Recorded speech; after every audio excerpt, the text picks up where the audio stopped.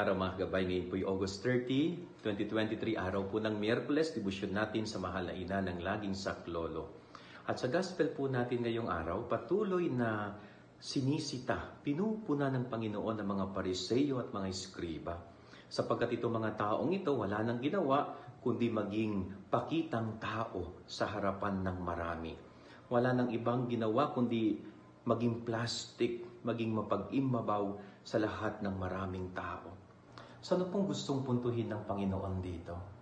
Very simple lamang din po. Sa buhay natin bilang mga tao, maging totoo tayo. Lalong-lalo na kapag tayo nakikipagkapwa, no? Huwag tayo maging plastic sa ibang tao, na kapag kaharap natin sila, nakangiti tayo, pero pag nakatalikod sila, ay kumbaga sinasaksak natin sila sa likod. Hindi po magandang ugali ang kaplastikan. Hindi po maging magandang ugali ang pagiging mapag-imbabaw.